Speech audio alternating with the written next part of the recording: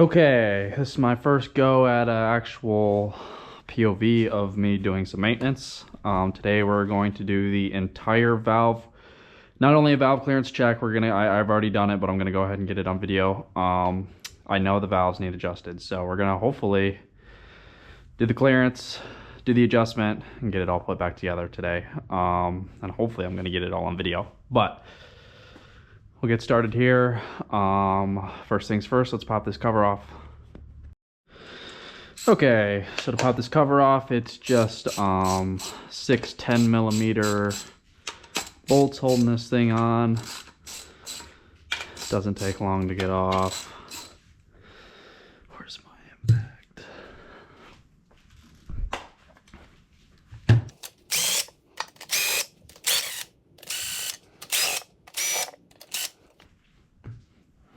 Just recently had this thing off, so it pops off nice and easy. Sometimes it might get stuck, and the best thing is to maybe just tap it with a mallet on either side, a couple different sides, and it should pop up from that gasket.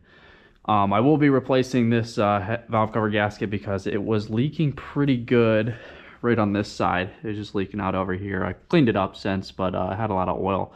Definitely a lot of oil build up around this camshaft position sensor, but it was also getting onto the radiator hose and whatnot. So the head cover's off. The cams and everything are now exposed. So I'm gonna go ahead, pop off this as well. This is like the pulsar cover, I think is what Kawasaki calls it, but you pop this off so you can get access to the crank. Tight by any means. Oops. Okay, let's see if I can get a rag under here real quick. So there are two little marks right here. One is, it says T1 and 4, and this says T1 or 2 and 3.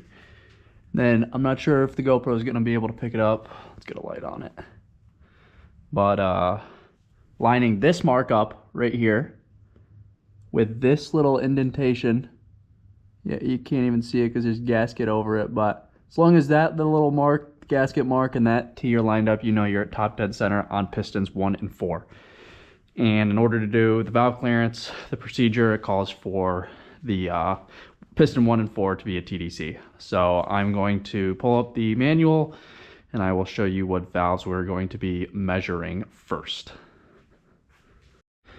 So I just drew up this picture to hopefully give you an idea of kind of what I'm doing when I'm doing a valve clearance. I'll come back to this when I actually have the rockers off and you'll be able to see it a little bit better, but just for reference, you can see, hopefully you can see a resemblance in these two cams right here and this photo.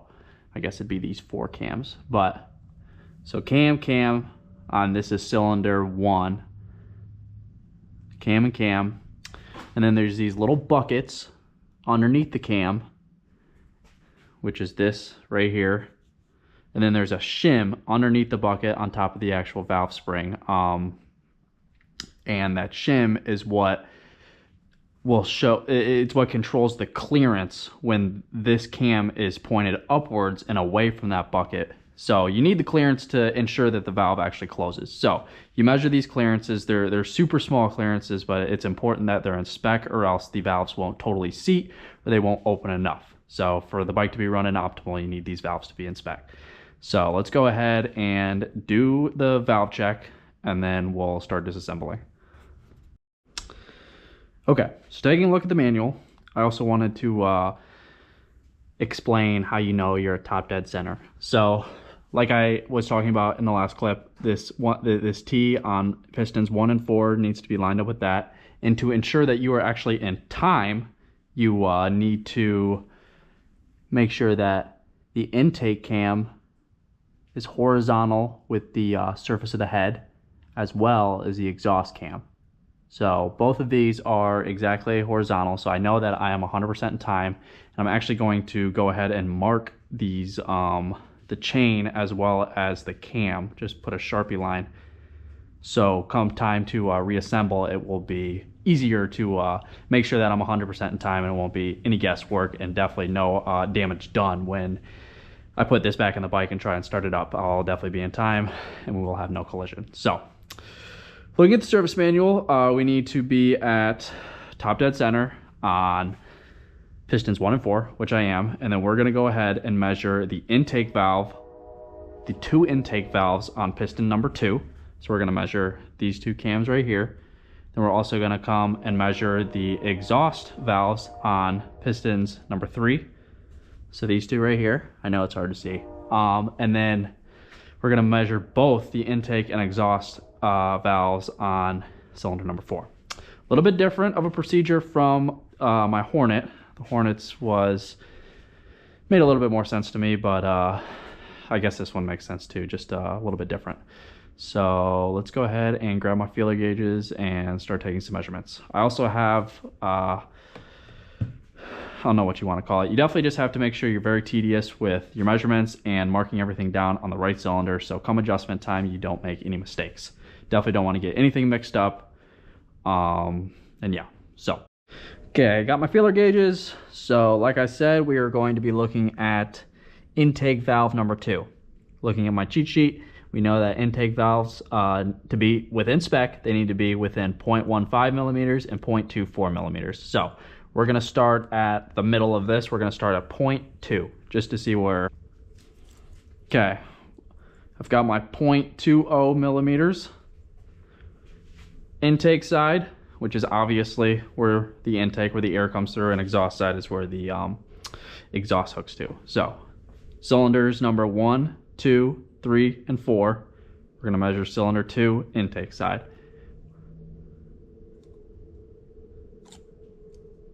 Okay, looks like those are both too tight. So we're gonna move down.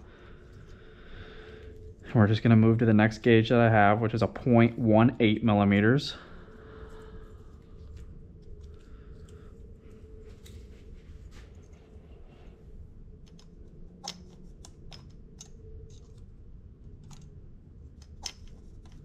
Okay, it's a little snug, but it goes in there and moves pretty freely. We'd probably want to say like a 0.175 if we wanted to get super technical. But with the amount of space you have in between the clearances to still be within spec, I'm not too concerned about being spot on. But this left valve is definitely still too tight, so we're gonna move down again. Gonna grab a 0.15.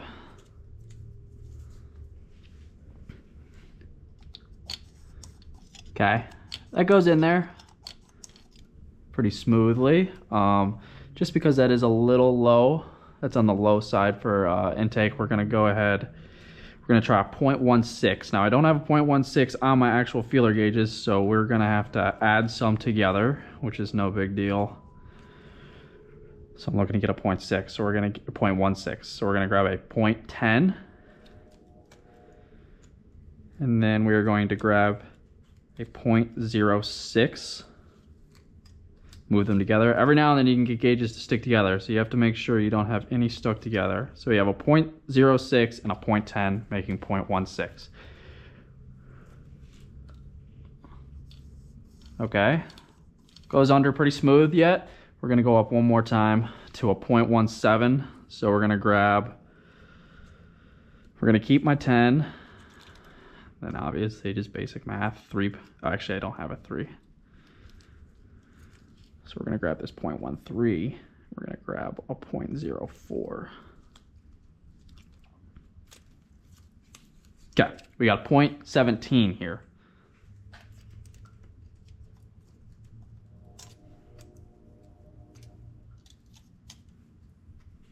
Sometimes it can be funny. Okay, that is too tight. So we know intake valve, both intake valves, this one on the left side, cylinder 2 intake valve. This is 0.16. Now, we thought 0.18 millimeters slid in there a little snug, so I wanted to say 0.175, but since I have a 0.17 here right now, we're gonna go ahead and measure it and just see how easy a 0.17 slips through. So yeah, pretty easy. I'm gonna say 0.175 for that valve. Okay, so I just checked my first set of valves. Looks like we are in spec, but just definitely getting on the tighter side. So come adjustment time, I'll definitely be adjusting these two. So we're going to move on to the next set, which is exhaust valves number 3. So this is where it can get confusing because exhaust valves have a different clearance level. They've got, for this motor in particular, it has a leeway of 0.22 millimeters and 0.31 millimeters. So the middle of that is 26, 27, 25. Let's see what I have. I definitely have a 25. So we'll go ahead and start measuring there. And run exhaust valves, cylinder number 3. So you can come in from either way. I'm gonna come in from this back side. That feels way too tight. Okay, so this is definitely on the tighter side. Looks like the bottom of this is 0.22. So just because I did do this, I'm gonna skip 0.23 because I'm pretty sure these valves are a little tight. Gonna go back in cylinder 3 exhaust valves on 0.2. And dang, that's still too tight. And remember, our leeway is 0.22 is the lowest to be within spec. So I'm gonna go from this side too, just to make sure I'm not getting hung up on anything. Oop. Okay, that one slid through, but definitely still tight. Yeah, okay. We're gonna continue to go down. We're gonna go, since that one was close, we're gonna do a 0.15. We're gonna go down 0.01. 0.04. So we got 0.19 right here. I'm gonna go back into that valve that was kind of getting close. Okay, 0.19 slides in there.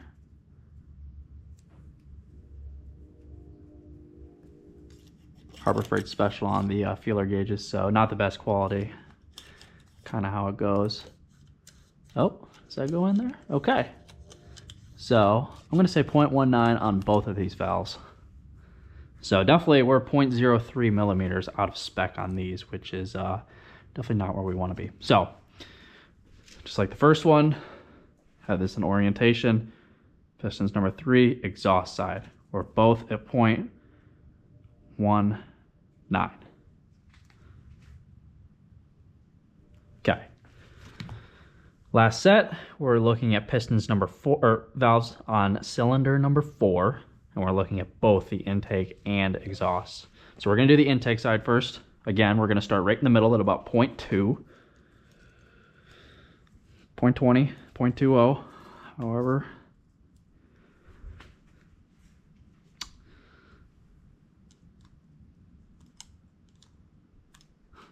A little tight. Still a little tight. Okay, let's work it down. We'll go to 0.18.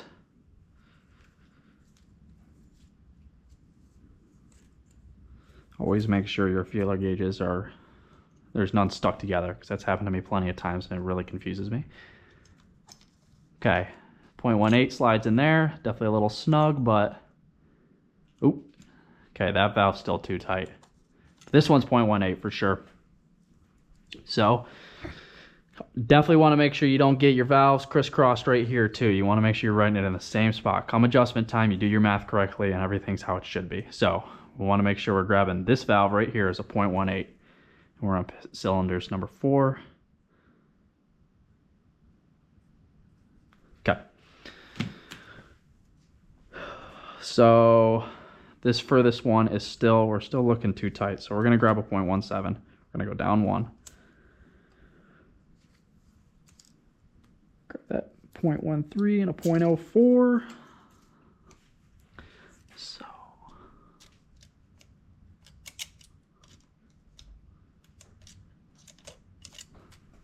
make sure I don't have any connected here because that is still too tight.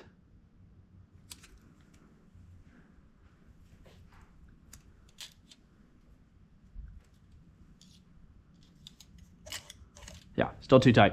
Let's try a 0.16. We'll have to go down a big one again. So we'll grab a .10 and a 6.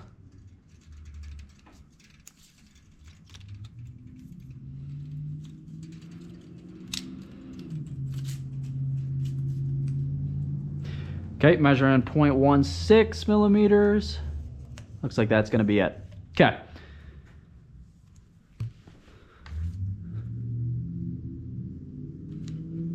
Oops. Okay, exhaust valve. We're going to start with a 0.23. Exhaust cylinder 4. Actually, I'm going to come in from this side.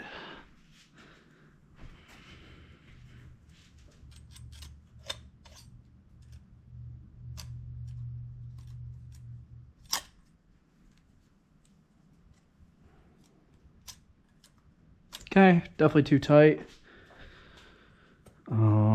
Let's try a 0.22. Actually, let's just go ahead and give a 0.2 a try. Over here. Oh, okay. Let's come from this side. Okay, that's pretty tight, but it does go in. That does not go in.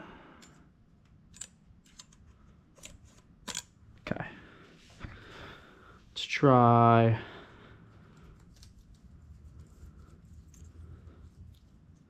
.18. Goes in nice and easy. Dang. Still. Oh, okay. It goes in pretty tight. Still a little tight on that, dang. Or if we need some oil on it. We're gonna get some oil. There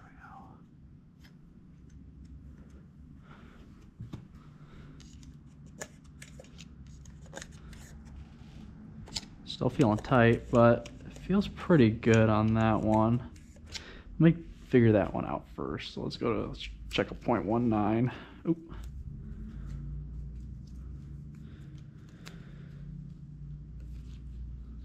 So grab 0.15, 0.04. Okay.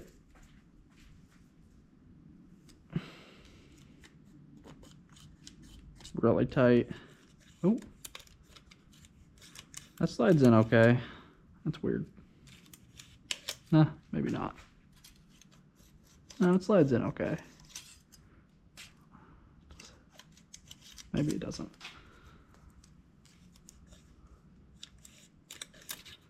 It's a little tight, but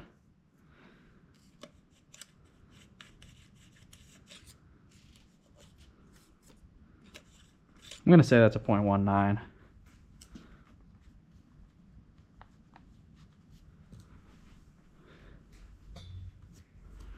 That was on the inside valve. And 18 seemed a little tight on that one, so let's try a 0.17. So that's going to be,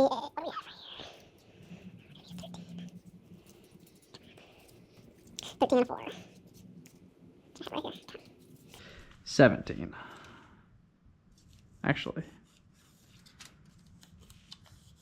Okay, so this one was the 19. So I wrote that wrong. 0.19, and this is going to be a 0.17. Okay. Yeah, that feels good.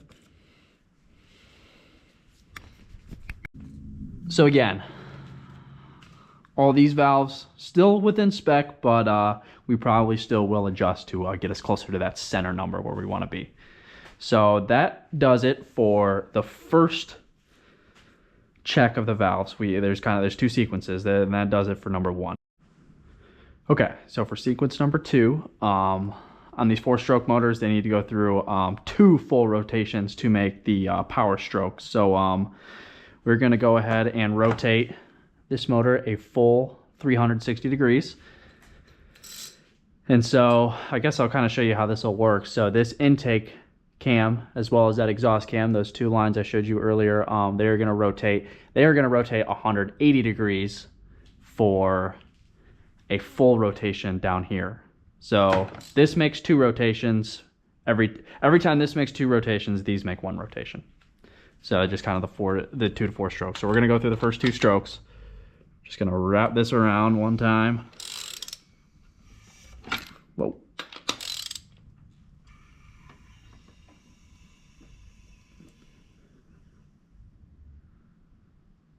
Get it right on the money, or at least as close as I can. That's perfect. Okay.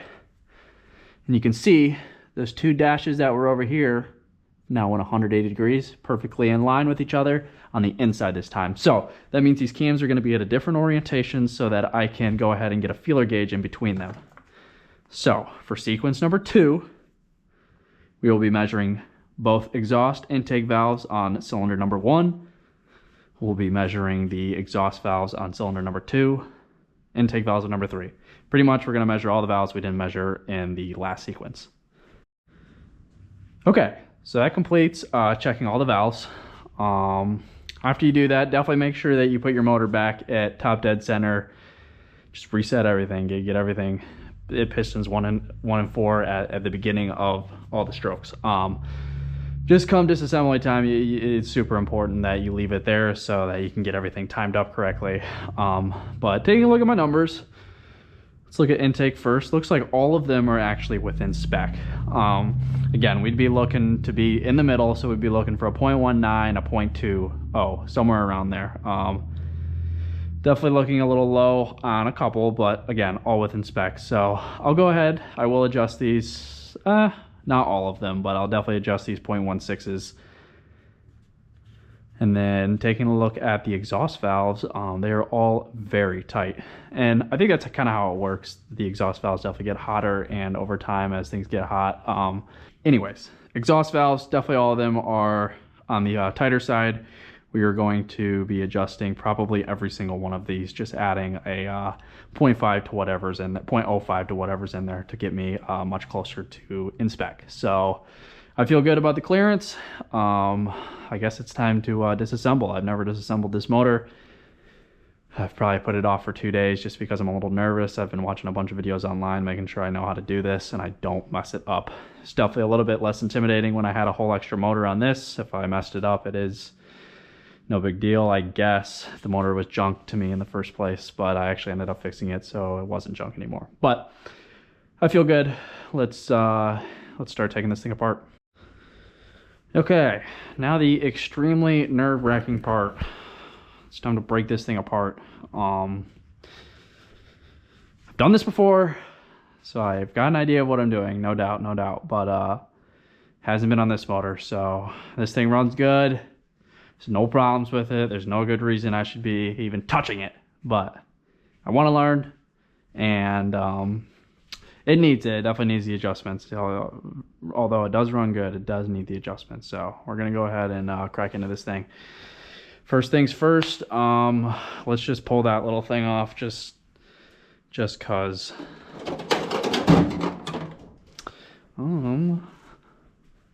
It's probably a 10 mil. I'm looking for my breaker bar. Sometimes these can be pretty tight and the breaker bar does it with ease. Although I was watching a video, it said these are only 8.7 foot-pounds. Only torqued down to 8.7 foot-pounds, so it shouldn't be that tight. Okay, it's tighter than I want it to be. So where? There's my breaker bar. I don't remember the last time I used it. Darn it. Should be right here. I'm normally good. Okay, there it is.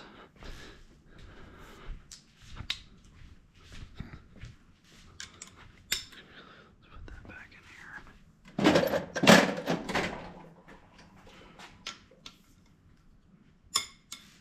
here. Okay. Yeah, this thing makes it easy. Definitely don't want to be wiggling this motor around trying to break these nuts loose and knock it on the floor. Don't have it supported by anything super supportive, just a couple pieces of wood nailed together. Okay, that should be enough to hold everything. Slide that right there. Actually, we're going to try and keep everything at the same orientation. So we're going to put it right here. Okay, looking back at the video, yes, the cam chain comes off now, but the video also reminded me that I have to make these cheater marks. Just because I'm a little nervous. I want to make it easier on myself.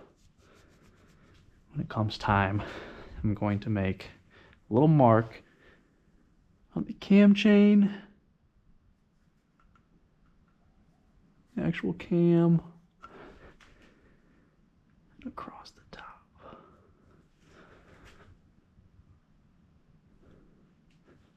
Okay. Same thing. I'd like to do it on the same one. 1, 2, okay, this one right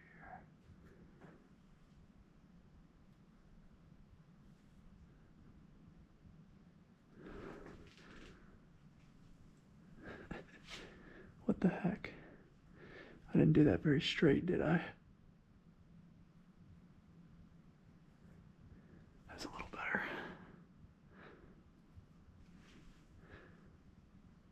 Ah, good enough. Okay, let's pop this cam chain off. I think it's some 8 mils. Where's my 8 mil? It's on this. Okay, this I should be able to pop off with the regular wrench. Easy money. Easy money.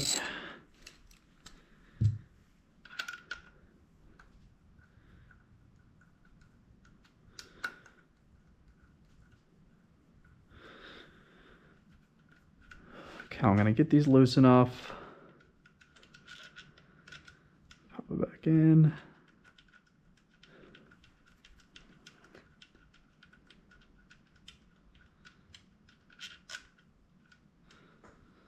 Okay.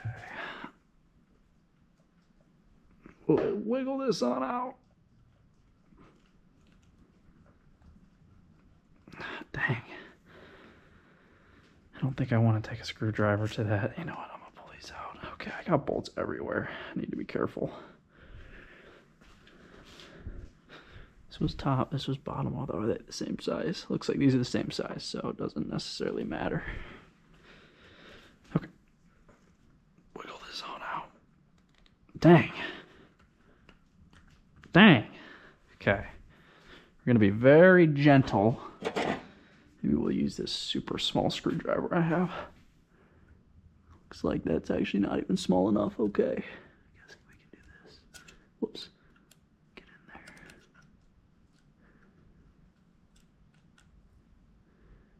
Dang, man. That's in there.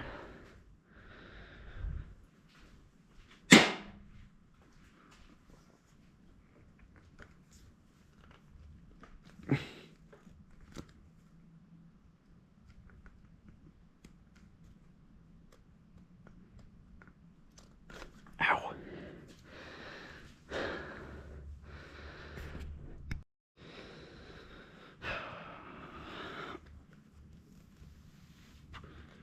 This is really tight. I'm not sure why.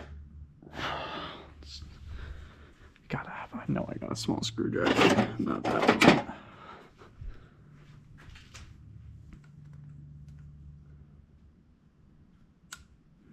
Okay, I think it's coming now. Maybe not.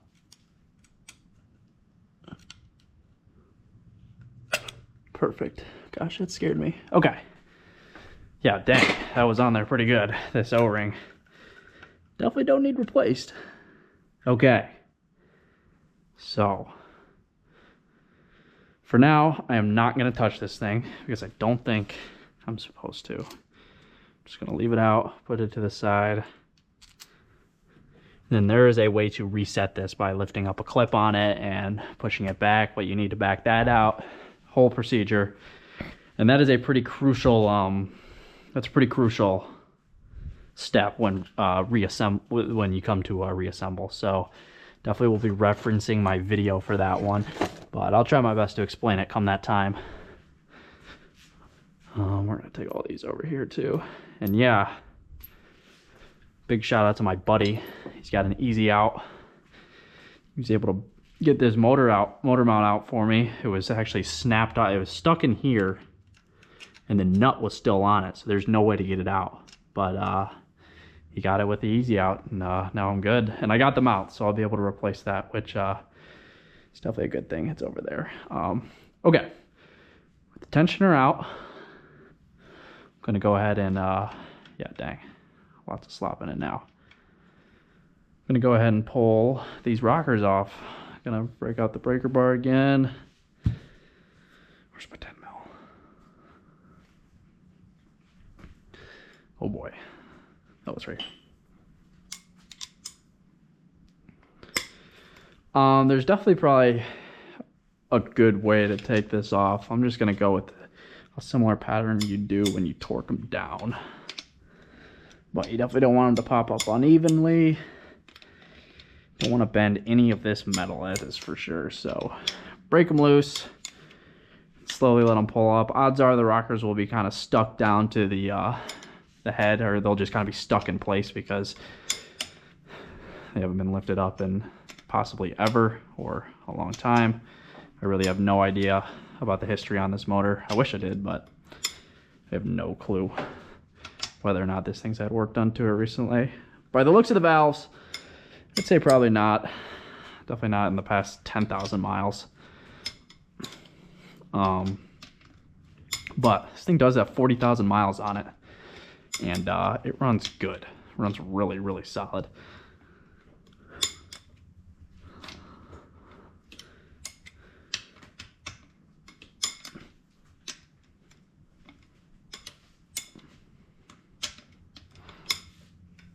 Last one. Boom. Okay. At this point, I'm just gonna gently impact it off. No need to rush, that is for sure. I am trying to finish this today, but the last thing I'm gonna do is rush this and make a mistake and have to come back and do it again. Oh, popped up there. Let's make sure we're bringing it up evenly. Okay, now we're tight over here. Let's be nice and gentle. Oh, yeah. There you go. More of a reason to move slow. Yep, this one's coming up too. So this one was not stuck at all. I know the previous motor I worked on, I actually had to take a flathead and pry it off ever so slightly. This one, that is not the case. These are coming right up. So maybe this thing has had work done. I got no idea. I wouldn't bank on it. Okay. Let's make sure these are all out of the threads. It seems to be.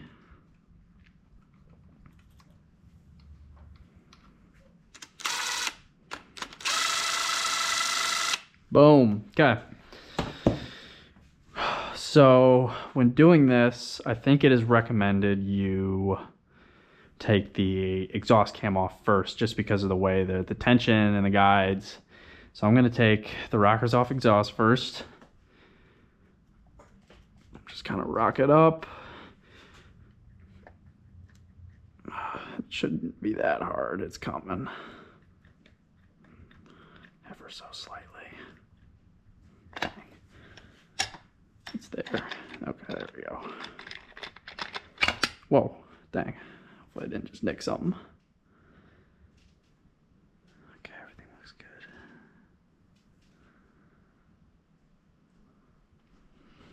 Okay. So if we want to keep everything in orientation, we're going to put this one on the outside. Yep, just like that. Okay, we're going to wiggle this one off. Bit of orientation. Pull the exhaust cam out. Nice and easy. So I've already inspected this outside of the with the head cover off, and these cams look pretty good. guess I haven't necessarily seen a thrashed on or bad cam. Obviously, if you have like noticeable scratches or flat spots, but this one looks good, so I'll take it. Okay, that was not the right orientation. We need to go this way. Okay. Exhaust with exhaust. Okay, very, very, very, very important. I guess it's actually not a bit. It's not. Although, if I want to keep all this stuff in line and everything, it's very important you don't drop your cam chain down in there. So it's not the end of the world. You can still figure it out. But definitely wouldn't want to. I'm gonna put. What am I gonna do here? Now this is what I've done in the past. It's never failed me, but I'm actually gonna put my bigger one in there. Maybe I'll just put 2. No, I can't put 2.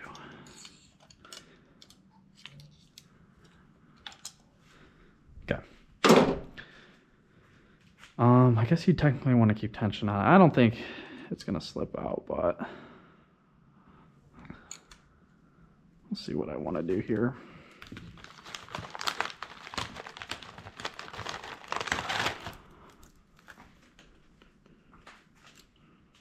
Yeah, that'll work. Okay, so reverting back to my valve clearance, I'm just going to take a look at which ones I actually want to adjust. So given that all these are actually in spec, I could get away with just not touching them, but I do have some like these 0.16s that are kind of on the low end. So that's what I'm going to do. I'm going to go ahead and adjust the 0.16s. So I've got one on the intake valve, cylinder 1 on the outside. So that's going to be this one, the one I picked out earlier. So I'm going to take a look at the valve. Let's do it. Actually, I need to go get my micrometer.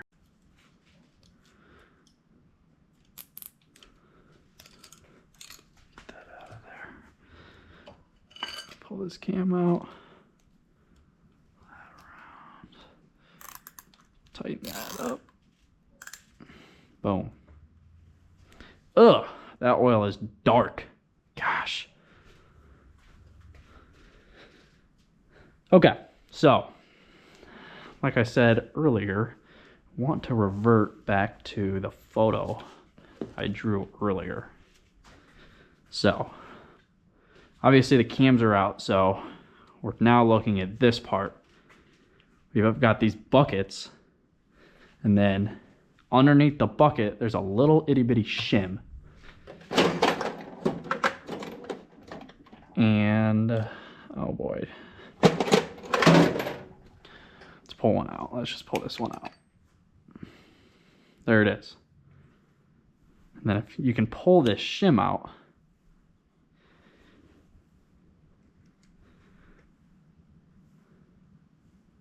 okay, bummer. These don't have the number written on them. Some of them do. So I'm gonna have to go grab my micrometer and measure these. So that adds a little bit of an extra step, but not that big of a deal. So yeah, going back to my photo, there's this shim, and these shims can be changed out to make it higher or lower where this valve bucket sits. And so over time, the shims start to wear down.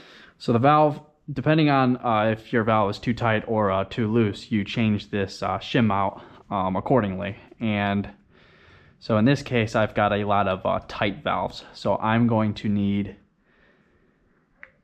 a smaller shim to make it so the bucket sits lower in comparison to where the cam lobe sits. So I need that clearance. So when the cam lobe is facing up and away from the bucket, there should be a small gap. And there's a certain clearance it needs to be within spec. So I've got some tight valves, so that just means the clearance is too tight, and I need to open up the clearance a little bit. So I'm going to be putting in a smaller shim. So hopefully this photo makes a little bit more sense. This once that cam lobe's facing the upwards and you have this clearance or the gap, you need to make sure that it's in spec, and if it's not, you change out this shim. So now it is time to look at the shim size, do some math, and then with my shim kit, hopefully I have the right size to get everything back into actual spec. So let's get to it. Okay, got my micrometer. Just got a deal on it at Harbor Freight. Okay, so since this doesn't have it written on, we are going to measure it ourselves with the micrometer. So I probably should do a better job keeping track where I put this stuff, but I'm going to go one at a time, so I should be okay. Okay, so we're going to try and measure this thing. I have no practice with this, so let's see how I do. Okay, it's probably going to be around a 2, a high 2, maybe a low 3 from my experience. Okay, so this is a 3.005. So looking at my kit, that's probably a 3. We want to be around a 0.19 to 0.20. That's what we're looking to get into. 3.005 is what's in there.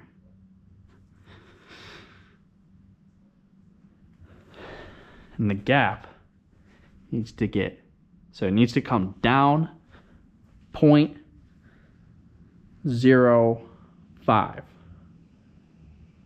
So I think we need a 0.95.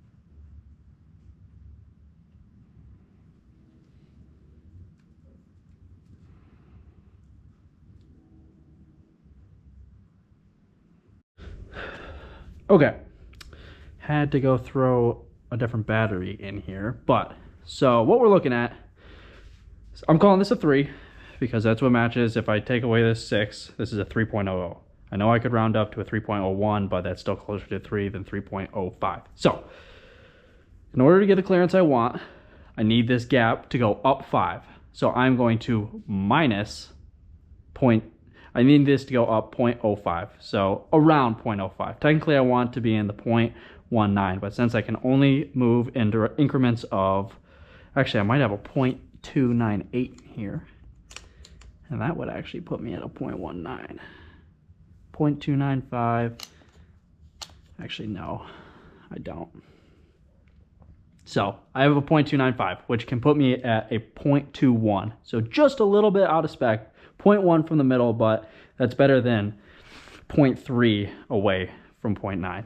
And that's 0.1 away from being at the bottom of the spec. So this is going to be out of spec the soonest out of all of these. So I'm going to go ahead and put a 0.295 in here. That should put the clearance at around, since it is a little bit bigger, this one, it could be close to 0.2, but we will see. So it's as simple as just throwing that in there, grabbing the cap, putting it back in. So that's the first valve done. Now I'm going to go ahead and adjust the second. So I guess we need to release this. And since this is, like I said, a 3, we're going to toss it in there. Because it's still a good shim. Just because it was out of spec on the bike doesn't mean it's a bad shim. Who knows? Maybe I'll have something that's 0.05 over 3, and then I need to come down so I can reuse that shim technically. Okay, and take one. Oh, this one's stuck in there.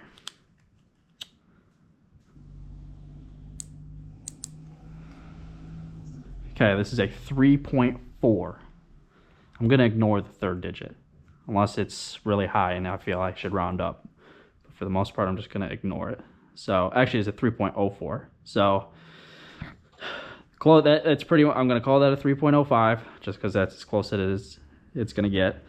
But this is actually a 0.18, so I don't know why I took this one out. I'm not gonna adjust this one. This is still plenty in spec, because if I add, I guess if I put a 3 in there, it'd put me at 0.22, which still, that's, I'm gonna leave it. It's fine. Let me remove that. I forgot, which is fine. Not a big deal. I'll just put it back.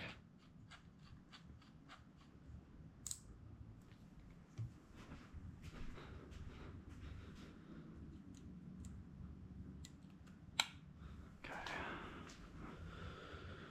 But I will definitely write down what is in there. I think it's a 3.41. I'm going to do that on all of them. Okay, moving on to number 2.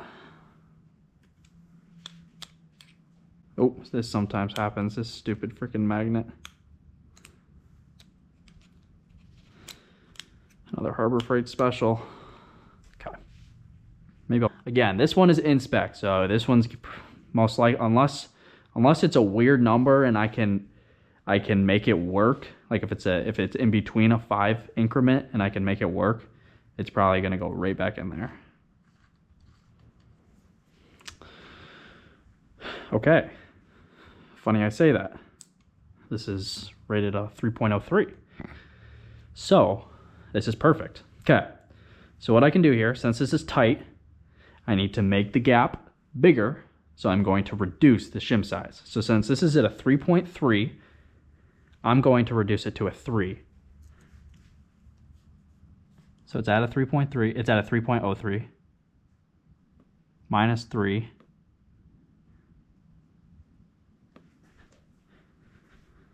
So we'll actually add that. So plus 17 and a half. So we add that.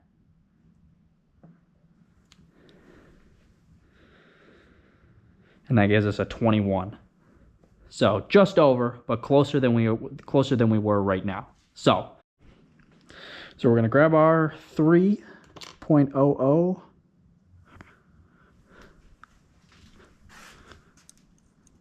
Put her in there.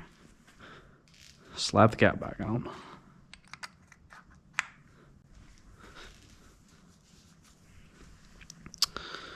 Okay. So this one we definitely want to adjust. So I'm actually gonna pop this one out again. This was a 3. That was a 3.03, wasn't it? So that's closer to a 3.05. Oh, let's pop this one out.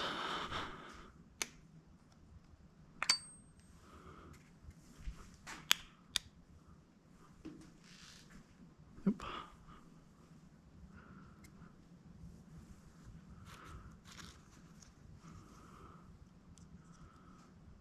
Oh, this one's like the exact same size almost. Oh, okay. Let's get one more. Oh, okay. 0.04. So this is pretty much a 0.05. That's what I'm going to call it. So same thing as this last one. I'm going to go to a 2.95.